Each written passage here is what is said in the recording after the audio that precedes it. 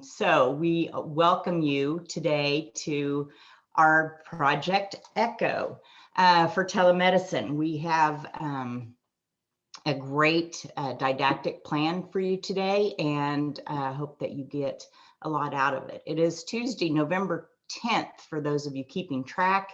Sometimes it's been difficult to do that during this whole thing, so we'll try to keep you on track at least during this Echo.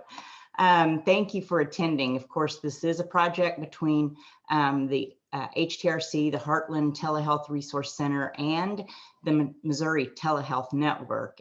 So we've come together to plan this telemedicine Echo so that you can get current information for your telemedicine programs. Please let us know if there's anything that you would like to see during these Echoes. We had some great feedback 2 weeks ago. Thank you for that. And we are trying to answer those requests, if you will. So we have a schedule that will be released soon as we get the speakers verified.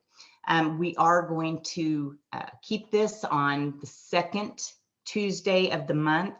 With the holidays coming, we're just kind of going to drop that fourth Tuesday, and we'll see how we go from there. If things start ramping up again and we need to add those, then we certainly will.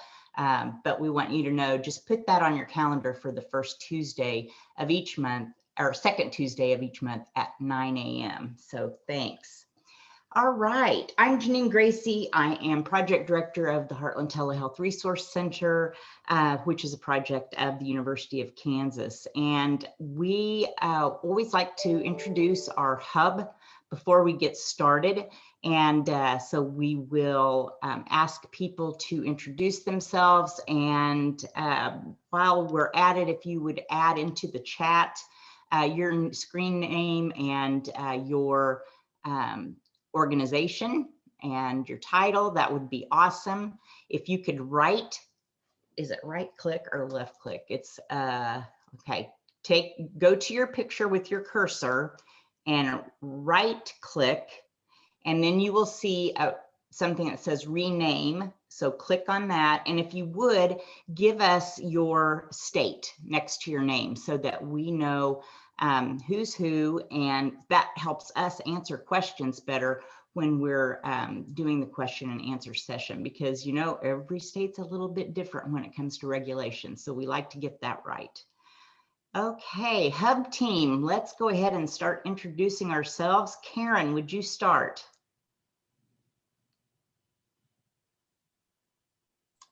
Hi, everybody. I'm Karen Edison, Senior Medical Director of the Missouri Telehealth Network and our Show Me Echo program. And I'm Karen, but I'm not that kind of Karen. That's a good one. Yes, understood. That's great. Thank you for that. Evelyn? Good morning. I'm Evelyn Nelson. I'm a psychologist at University of Kansas Medical Center, and I'm the PI for our Heartland Telehealth Resource Center. Great, thank you. Rachel. Good morning, everybody. Rachel Mutro with the Missouri Telehealth Network and Show Me Echo. Thanks, Rachel. Tim. Good morning, Tim Davis, Telehealth Manager at Oklahoma State University Center for Health Sciences in Tulsa, and the Oklahoma HTRC rep. Great, thank you, Tim. Heather. Good morning, everyone. My name is Heather Hagan. I'm a telehealth analyst at OSU CHS. Wonderful. All right, we've got a little bit of time today, and since our attendance is under 20, I'd like to go through and make sure that we introduce ourselves. So, and I did skip Robert, but I'll introduce him later because he's going to be our speaker today. So I'll do that in a little bit, but let's start with Franz. You're on my screen next. All right. Hi, everyone. My name is Franz Kindle. I'm the Student Education Coordinator for Mid-Missouri Area Health Education Center. Wonderful. Thank you so much. Barb?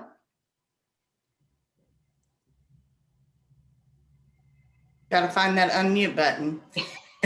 Barb Gleason, Project Director for Boot Hill Perinatal Network. Wonderful. Thanks for joining, Barb. Tariq? Hi, I'm Tarek, an optometrist here at Affinia Healthcare and at UMSL, starting a teleretina service with our community partners. Oh, that's wonderful. Thank you for joining. Thank you. Jerry. I'm Jerry Wilmus. I'm a physician based in Maryville and St. Joseph, Missouri. And according to my wife, sometimes I am that kind of Karen. Not really, I'm just kidding. A good one. Okay, Colton. Good morning. I am a second year MHA student here at the University of Missouri Columbia, and I'm doing this as part of my internship. Thank you, Colton. That's wonderful. Glad you could join us. Mila. Good day, everyone. I'm a retired anesthesiologist in Columbia, Missouri, and I'm on the Bluffs Nursing Home Board, trying to keep up with connecting with everybody. That's great. We're glad to have you. Thanks for joining. Stephanie. Hi, everyone. My name is Stephanie Murray. I am also a second year MHA student, and I am in a telehealth course right now with Dr. Besovic, and this is part of our assignment this week to be an observer. Great. That's great. Thanks, Stephanie. Ahmad, you said that your mic doesn't work. Is that still the case? Probably. So if it starts working, let us know, and we'll be happy to hear from you. Helen. Well, I am a retired physician, and I volunteer at the free clinic in St. Joseph, Missouri. Great. That's wonderful. Thanks for joining. Let's see, Jim.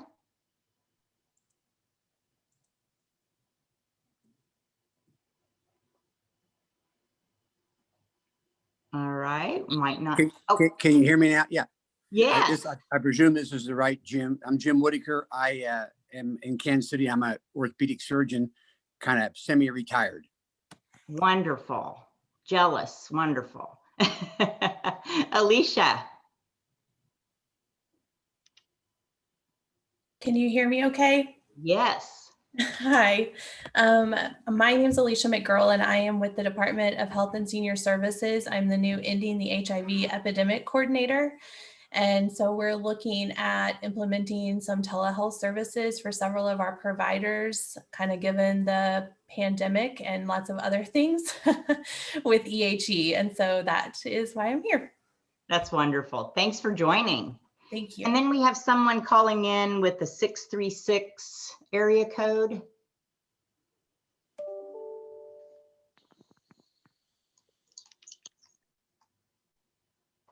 May not be able to get to us right now.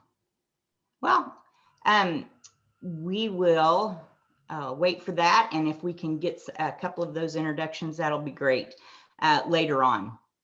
All right. Hey, we've got some new people on here. This is awesome. So thank you. Thank you for those instructors that are saying join this ECHO, because I think it's something that will benefit students as we move along with telemedicine, and these ECHOs are so good for keeping up to date with things that are going on and hearing from other healthcare providers that are in the trenches doing this work. And it's so important that we share with each other our successes and some of those barriers that maybe we can help each other get through. So thank you for joining.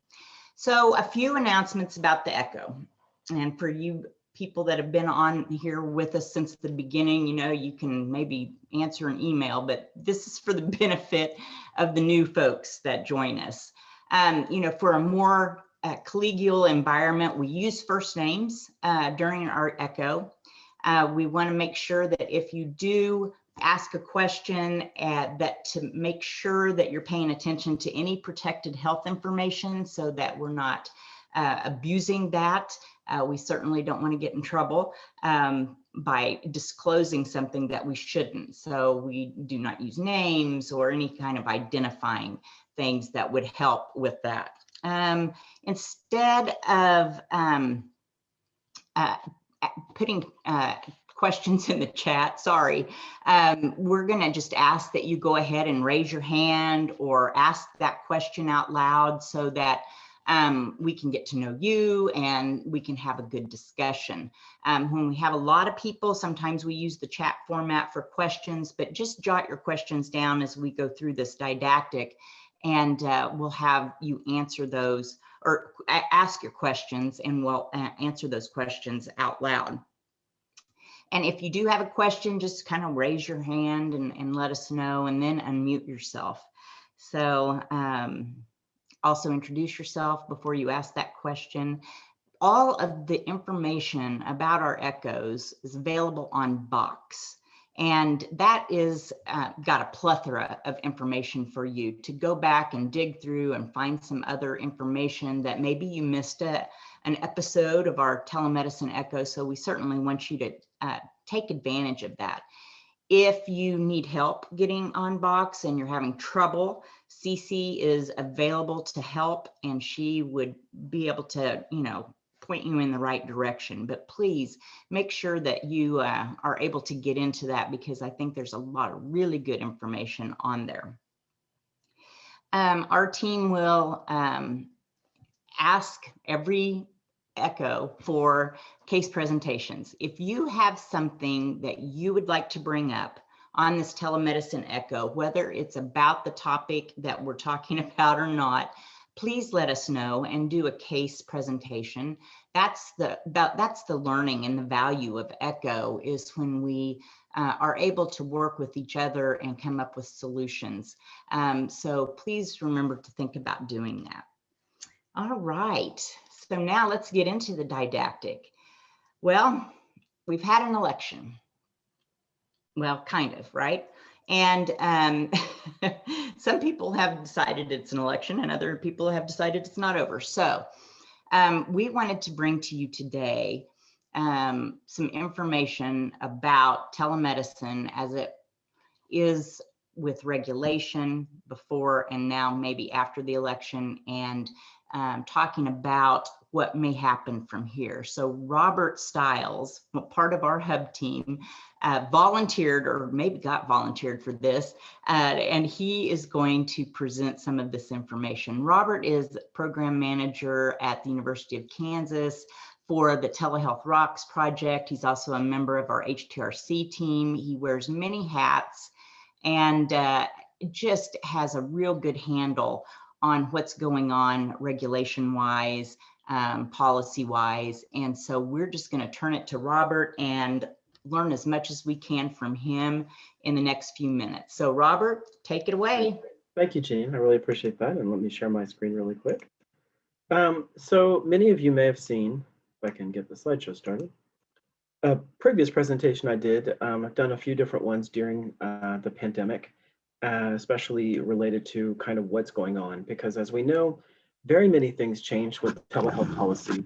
And Janine, can you just nod if you can hear me okay? Because sometimes we have some trouble, but I think hopefully I've got my microphone worked out, and hopefully none of my neighbors decide to do construction work in the middle of this. But we're really going to focus today on where the state of things are, kind of what the changes are that have occurred during the pandemic and sort of what their status is.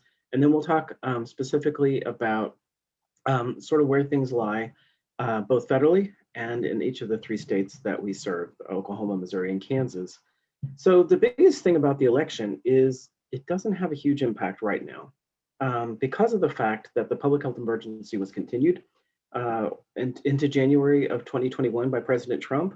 And we'll get into kind of why that matters, but that's one of the biggest things to understand is I think there's a lot of uncertainty and a lot of worry about kind of what's going to happen with the rules and regulations and policies that were changed during the pandemic. The biggest thing to know is, yes, there are endpoints to things, but we don't see the endpoint anytime soon. So today we're going to spend some time providing an overview, and I'm going to see if I can hide. There we go, so I can see my slides. We'll talk about current changes in place during the pandemic and kind of what their future looks like, and proposals to continue telehealth requirements after the pandemic. So I always start with this quote because I think there may be confusion or concern that telehealth and the changes that have occurred in the expansion of telehealth ability will go away. And, I always talk, there are a few things that both Republicans and Democrats like that I feel like for various reasons, tend to have support.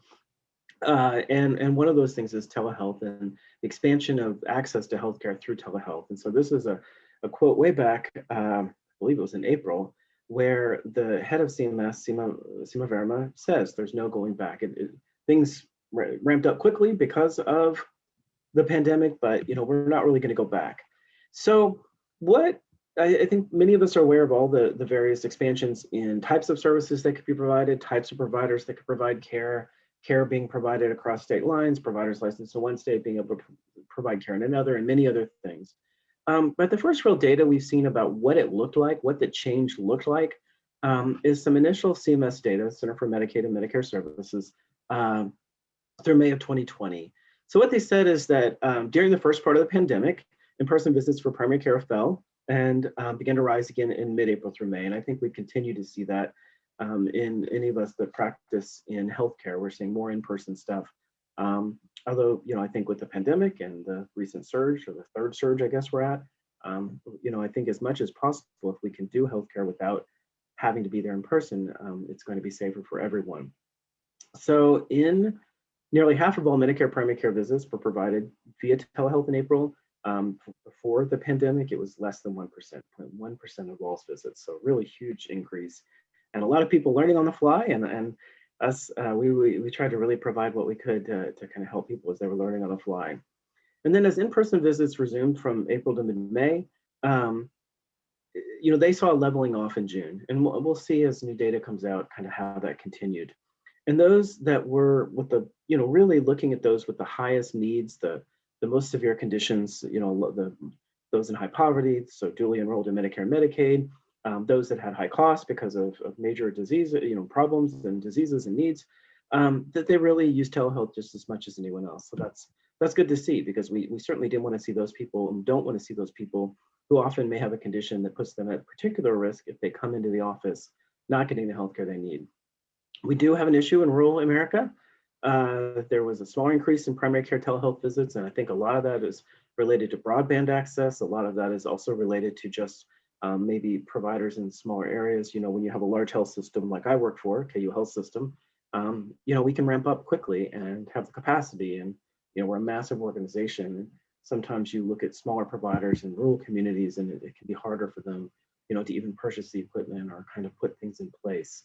But I also would say what we're seeing is not that people in rural areas don't use telehealth. It's often more an issue of access, whether that's broadband or other things. And then, looking at urban areas, in April, 1/3 in Phoenix were through telehealth versus 2/3 in Boston. And those cities where we saw major outbreaks at the beginning, the massive outbreaks in New York City and elsewhere, they tended to move to telehealth more.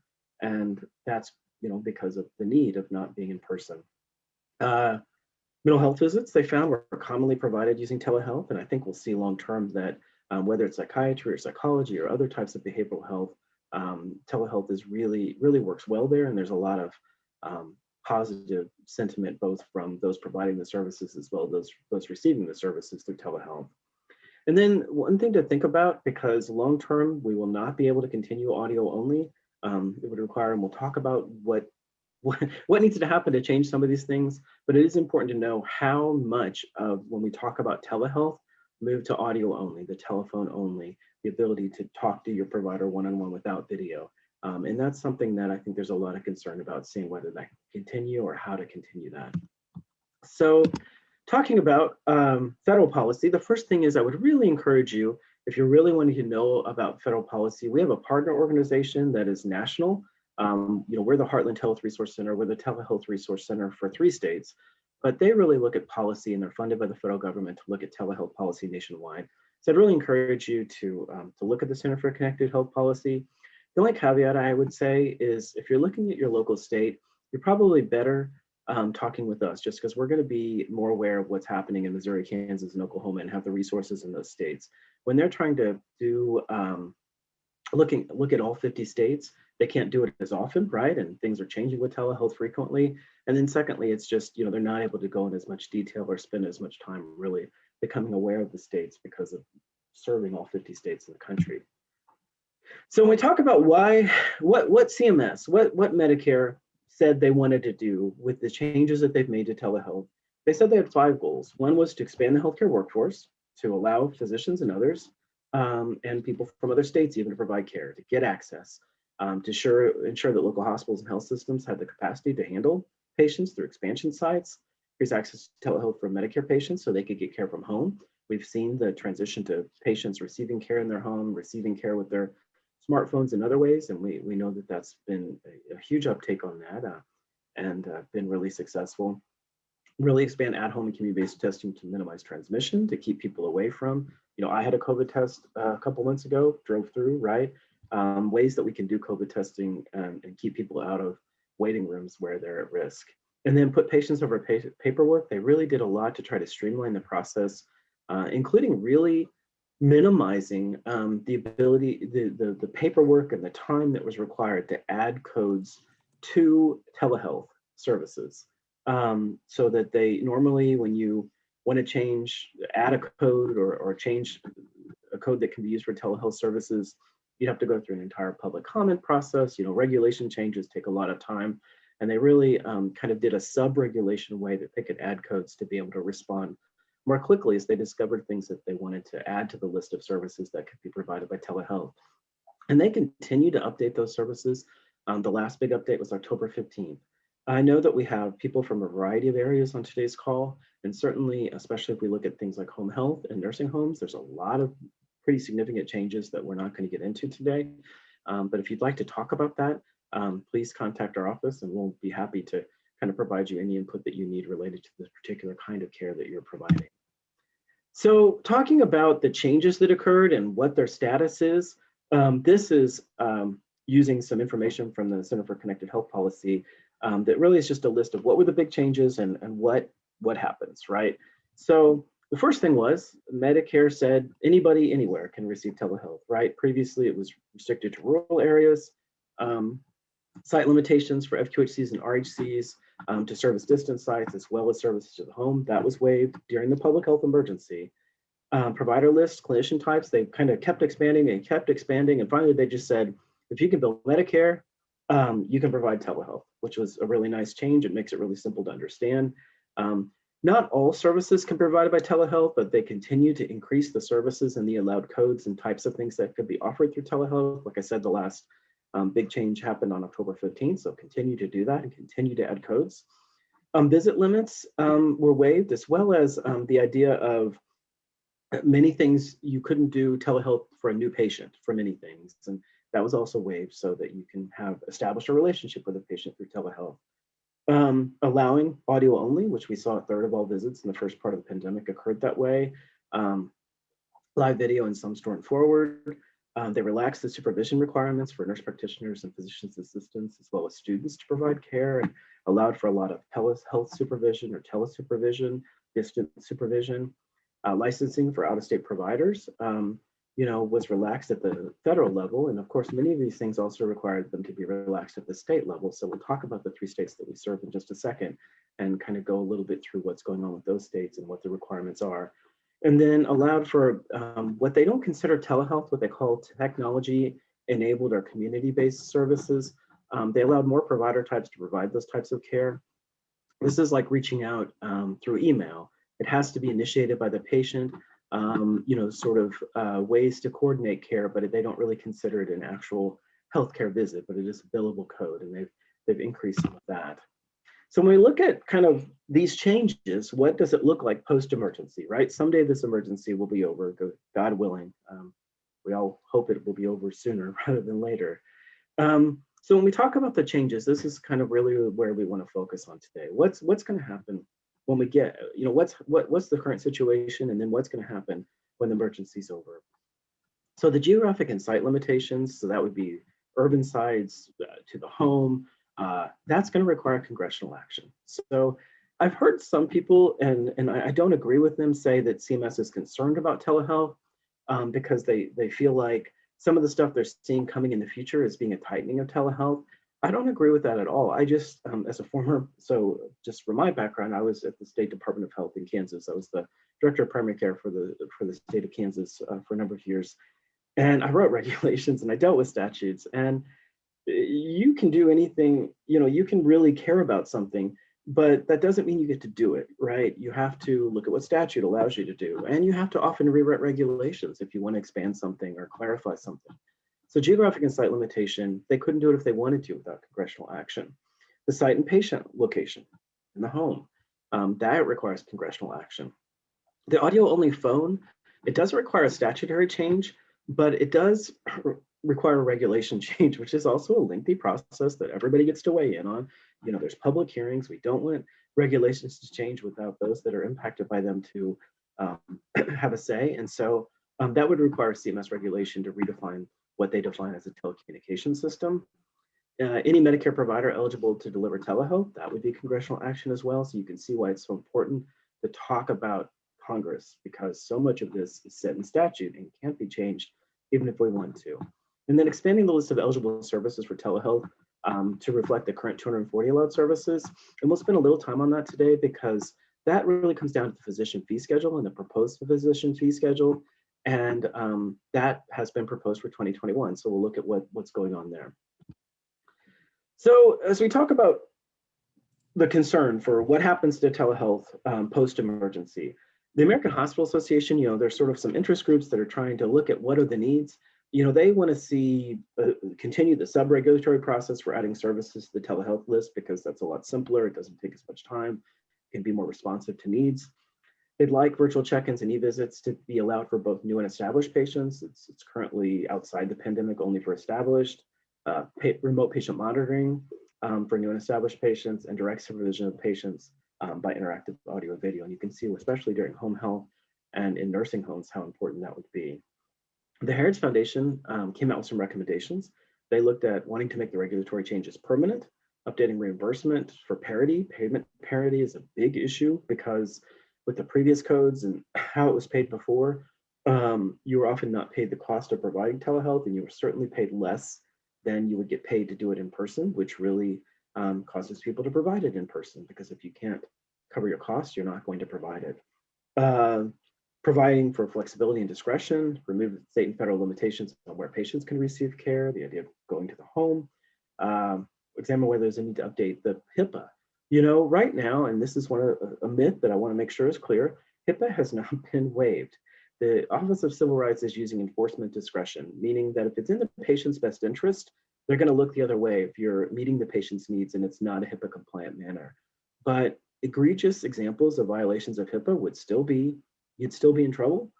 And so please know that HIPAA they can't do away with HIPAA. That's a statute, that's the law, but they can, say it's in the patient's best interest.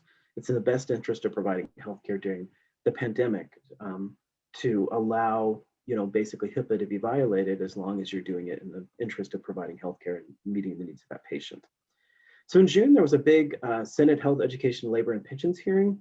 And what really came out of that was the idea of expanding originating sites beyond the rural to urban and other areas, allow any eligible Medicare provider to provide care, continue the audio only, and then payment parity. So I think that's a really nice list, actually.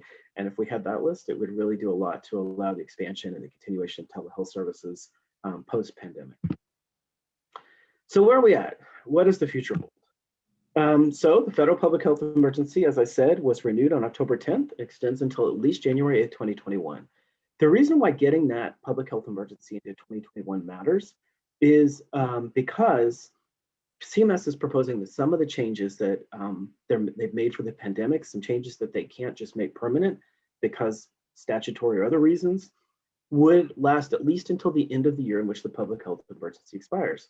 So that's really helpful, because that gives us until the end of 2021 now, right? December 31st of 2021 for some of these things, which, if the idea of investment or commitment to telehealth services, one of the things you need to know is that this is something you're going to continue to be able to do and have that security, at least with some of these services, that you can continue to provide it and continue to do those things.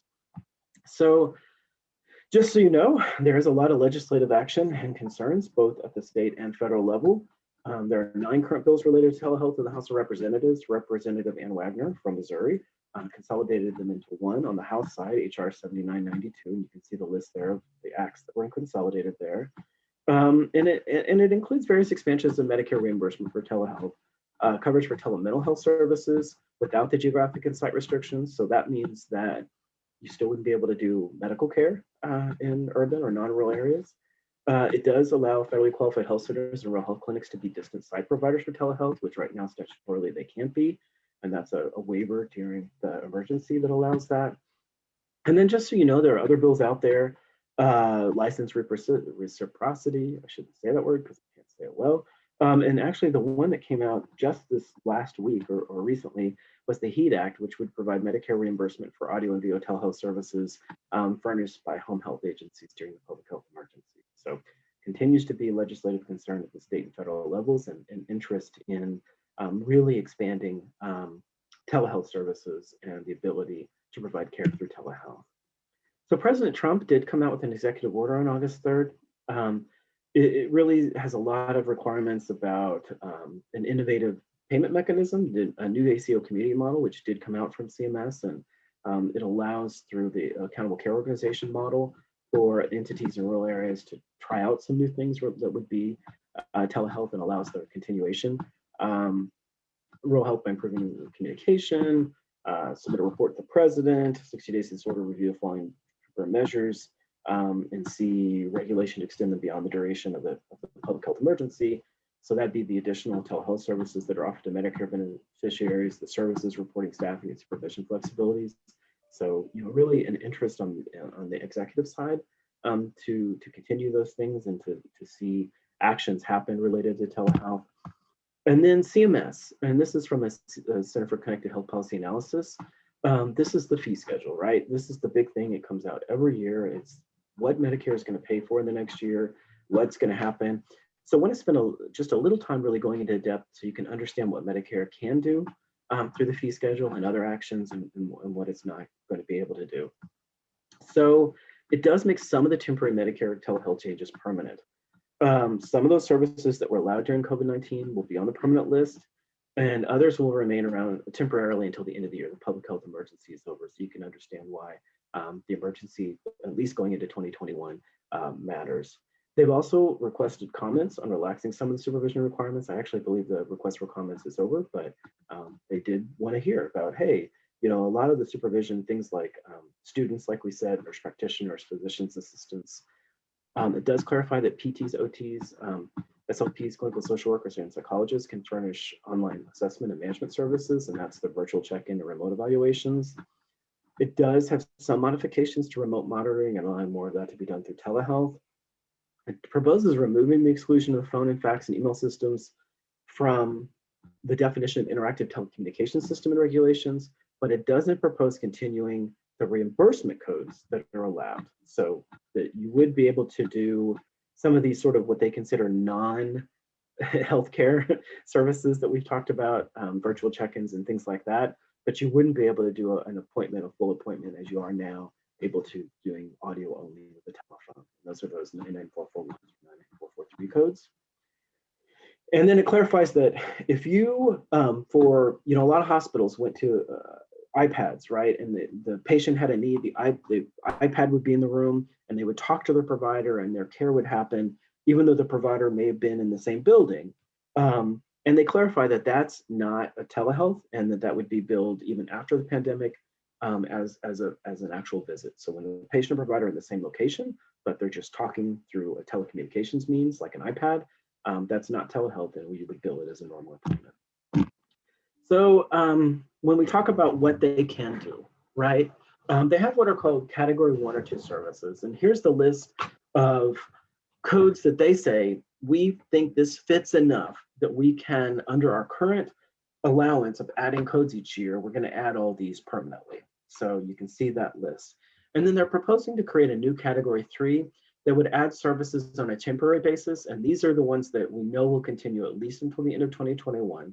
And you can see the list there. And this PowerPoint will be available afterwards. It'll be in the box.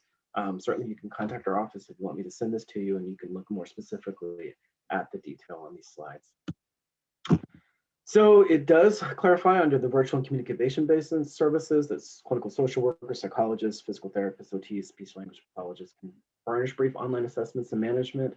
There's the information about what's be allowed, allows additional codes to be billed concurrently with transitional care management services, allows FQHCs and RHCs to bill for principal care management, and seeks comments on whether CMS should develop alternative coding and payment for service similar to a virtual check-in, but longer and higher values. So you'd spend maybe an hour with a patient working on different things.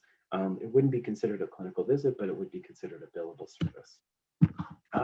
And then other things that they're considering that I think it's important to know that this is where CMS is going. This is what they're interested in doing. They want to know what other codes were approved for the public health emergency that weren't proposed to be in the physician fee schedule would be important to continue through telehealth, allowing direct supervision through live video, at least through the end of 2021, teaching physicians through 2021, revision of the amount of telehealth, how often it can be used in skilled nursing facilities, allowing for pediatric assessments or treatment, sort of that evaluation of usage of the medications and other things for opioid use through live video. Telehealth will be used to meet the requirement for physician, non-physician to perform visits in nursing homes. They're asking, should CMS include exceptions to electronic prescribing of controlled substances? So that's been a very important issue, the ability to prescribe scheduled pharmaceuticals using telehealth, because there's a lot of requirements both at the federal and state level that limit that. And then what other things outside the limitation of federal law could be included on the telehealth list? So CMS, like I believe, is very interested in what can they do to help the expansion of telehealth and make it more available and make it more successful. So just last week, wanted to let you know that they did put out a proposed interim rule. They continue to work on stuff. And so they put out one on vaccine coverage, and that's the detail that basically says, if the vaccine gets approved by the FDA, it'll be, without cost to Medicare beneficiaries. So they also, I believe it was in June, but it may have been in May, put out a toolkit to state Medicaid programs and said, hey, we want to make sure you know everything you can do right now, everything that the law allows you to do related to the provision of telehealth in the Medicaid program. And you can see it talks about benefits, financing, workforce, managed care, health, HIEs, health information exchanges, and coding and claims. So if you want to know what your state can do that may not have done, this toolkit really tells you what what CMS allows states to do if they want to, and if their state law allows it. So really, we're going to spend a little time on Kansas because it's the most complicated situation. Missouri is probably in the easiest situation because of their telehealth law.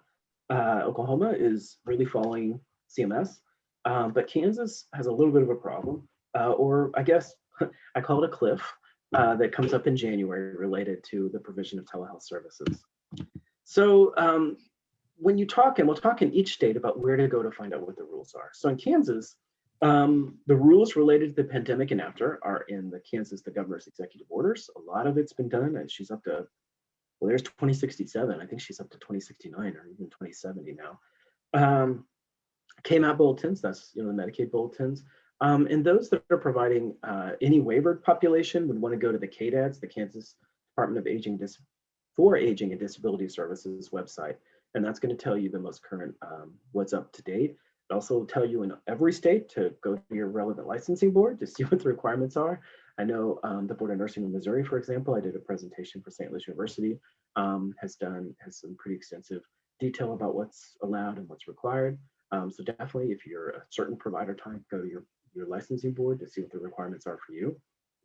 So 2064 does extend some of the provisions, but what happened in Kansas was the legislature took away a lot of the governor's power. There was sort of an impasse, and they ended up in a special session and ended up, kind of coming to an agreement to at least continue some of the things to deal with the pandemic at the end of June. But I will say there's quite a bit of interest in Kansas on a permanent telehealth bill for introduction in the 2021 session to see what we want to make permanent. I know there's a couple different working groups that are pulled together by the legislature kind of looking at what to introduce. So really, hopefully believe we will have a bill ready to go because there's sort of a deadline in Kansas that is sort of scary if we don't really quickly do legislative action early in the session. So the bill, Kansas House Bill 2016, the sort of one that ended the impasse, creates a section of law addressing telemedicine. It allows physicians to issue a prescription or order administration of medication, including controlled substance, without conducting in person. Physicians under quarantine can practice telemedicine. one in another state may practice telemedicine. But here's the deadline, and this is the problem. A lot of this expires January 26th of 2021. Doesn't matter if the federal public health emergency extends forever. You know, the governor cannot declare emergencies except in very specific areas and with very specific permissions and consultations. And so we're really looking at the legislature starting, you know, the second week of January, and 2 weeks later, a lot of this stuff, this law, you know, a lot of it expires. It does protect providers from liability. And you can see some additional things. Medical students, PTs can volunteer work, temporary emergency licenses, healthcare services without becoming a member of facilities medical staff, going through that entire process until 120 days after the emergency. Very long list of things it does allow. Very long list of things. But as you can see, everything on this long slide, right, expires January 26, 2021. Everything on this long slide expires January 26, 2021. So this is a pretty important date if we really want to look at these types of things. And as you can see, if I haven't said it enough, January 26th of 2021 is a very important date in Kansas. And I really hope that everybody comes together. I know that there's some real effort to get all the various interest groups to really have one bill that can go before the legislature early without a lot of dissension or discussion, so we can get some of these things established later than January 26th. So when we talk about Missouri, Health Net Provider Hot Tips is the best source for information, always up to date. And you know, the thing about Missouri though is there's not as much to know and it's not as complex. Coverage for most services until at least the end of the public health emergency. The Missouri Public Health Emergency, which that should say PHE, not B, this type, sorry, is until at least December 30th. And you know, the thing in Missouri and the reason why it's a little bit simpler is Missouri has a telehealth parity law. So a lot of the stuff that's being done in other states through emergency declaration in Kansas, the complicated thing that we have here, is not the same for Missouri because the parity law has been on the books for quite a long time. And as you can see, it says that any licensed healthcare provider shall be authorized to provide teleservices if such services are within the scope of practice for which the healthcare provider is licensed and are provided with the same standard of care services provided in person. So basically what CMS did with Medicare, saying basically if you're a provider that can provide this service then you're allowed to provide telehealth. But whereas at the federal level with CMS, there's a list of codes that can be billed. In Missouri, if it's a code you can bill in person, it's a code you can bill through telehealth. So it does make it a lot simpler.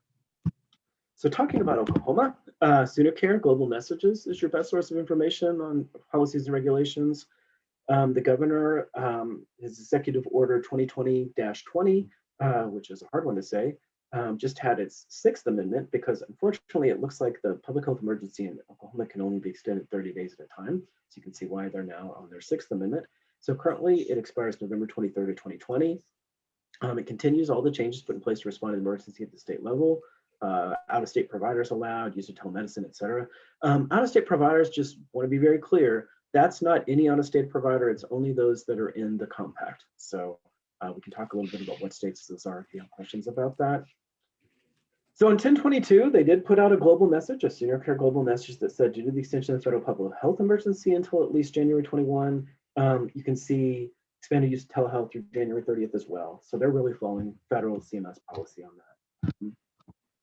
Really want to briefly hit on private insurance. It's hard to provide detail on private insurance, and we can certainly help you reach out to private insurances that you have questions about. This is from a New York Times article that came out October 3rd. And we were starting to see, and hopefully some of this is pulled back due to the fact that the pandemic is now in its 3rd major stage of prominence. But many followed Medicare and Medicaid and waiving fees. But many private insurers began to return to their pre-COVID restrictions for telehealth. So this was announcing that Anthem and United Healthcare were no longer waiving co-payments and deductibles for some customers beginning October 1st. For non-COVID related services, they still waive co-payments and deductibles for COVID related. So you'll need to check with insurers to see how much you owe for your virtual visit. And just not to politicize, but just to say the head of the American Academy of Family Physicians described the timing of this decision as inopportune, given the fact that the pandemic is on the rise and we're seeing the highest numbers of people with positive COVID diagnoses that we've ever seen. Over the weekend, we had almost 250,000. And then this is just a fact.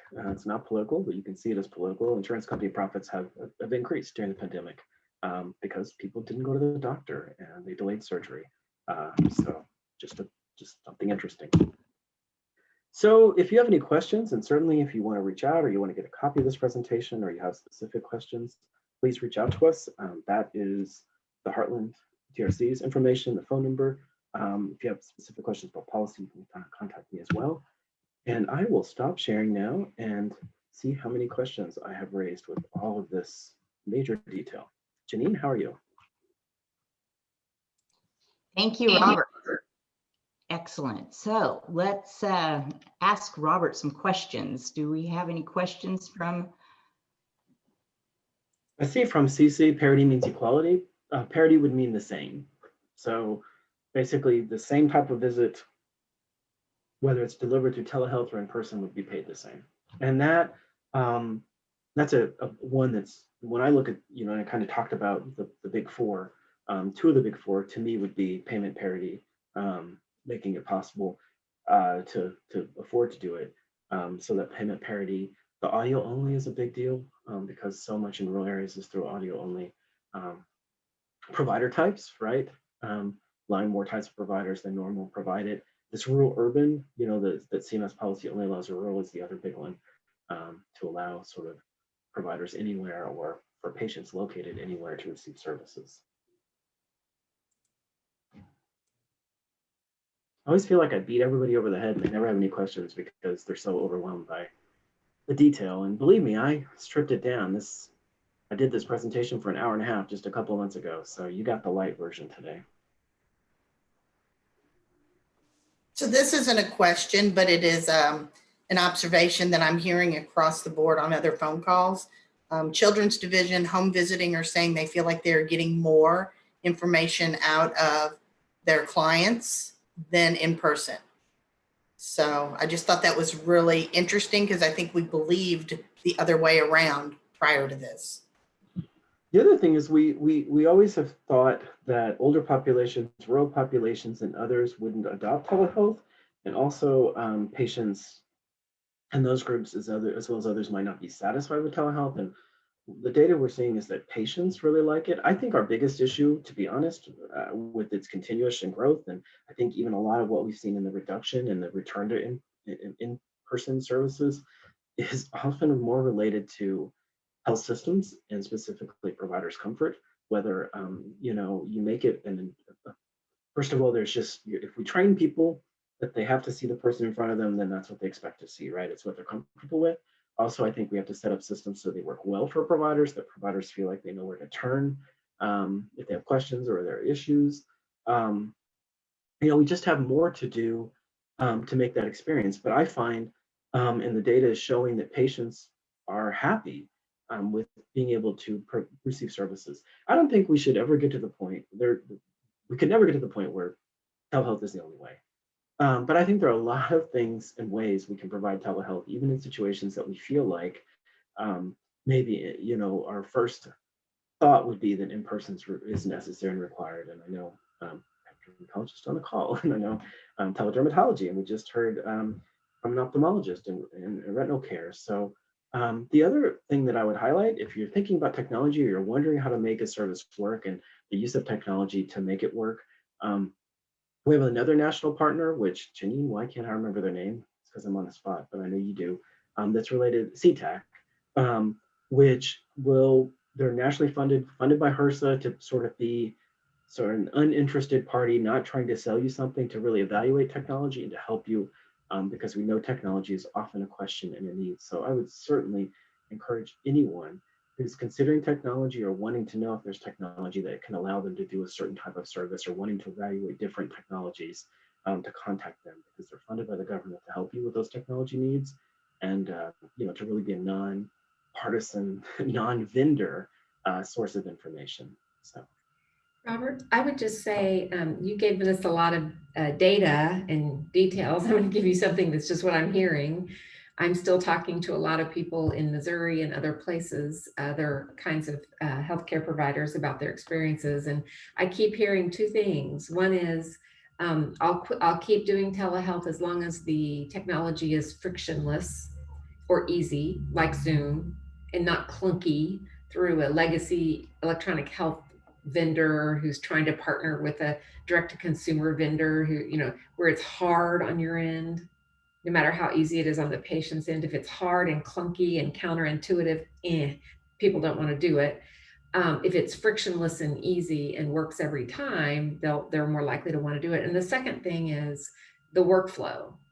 So if it's not all up to them, so if there's a person in front of them, a nurse or a medical assistant or just someone who can kind of troubleshoot the details and initiate the visit and make sure the patient is, head and shoulders and not yelling into the camera, just those little things, make sure the patient knows how to do things and then get some of the information and just kind of that workflow. If that workflow is sort of seamless and they can come in kind of like it is in clinic, where you have put someone in a room, get some preliminary information, get the patient ready, and then you come in as the healthcare provider and do your thing. As long as it sort of mimics that, people are much more likely to want to continue to use the technology. And I'll say the third thing is they want to use it particularly for their most vulnerable patients during this ongoing pandemic.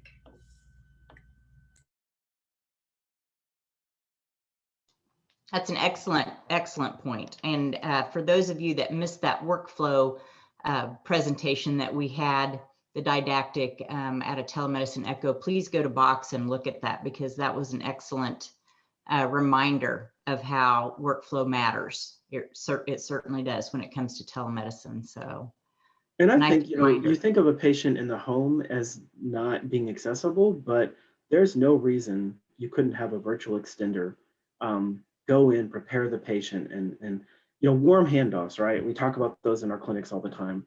Doing a warm handoff both for the patient as well as for the provider. And one of the other things that's going to have to be cleared up is long-term consents, right?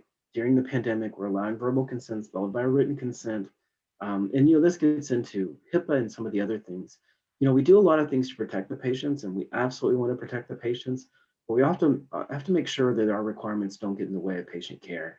And how can we do things in a way that continues to protect the patient, but that allows for verbal consent, right? Maybe that is the only part of the visit that is recorded, so you have a recorded consent. In fact, when people are illiterate, that's what we do, right? We read them the document. So there are ways that we can get around some of these burdens and protect patients without having those be things that keep us from doing these services. Excellent point. All right, any other questions as we move through our Tuesday? All right, before we, oh, Cece, you have your hand up. I didn't have a question, but I just had a comment when, Robert, when you were talking about the insurance profit margin has been higher because no doctor visits. Will that also cycle back through, because when the pandemic ends, everyone will get a wave of delayed visits and expenses all at once? I'm sure it will. I mean, some things, but yeah, that's a good question. But if you think about it, somebody's, exam that you go in, your primary care appointment that you get all your tests each year and that type of thing, that's per year. So you're not going to be able to get to next year because you missed this year. So yeah, I mean, there's some profit margin there that they're going to be able to keep. So it's pretty interesting. All right. Hey, it is just about 10 o'clock. So we want to start on time. We want to end on time.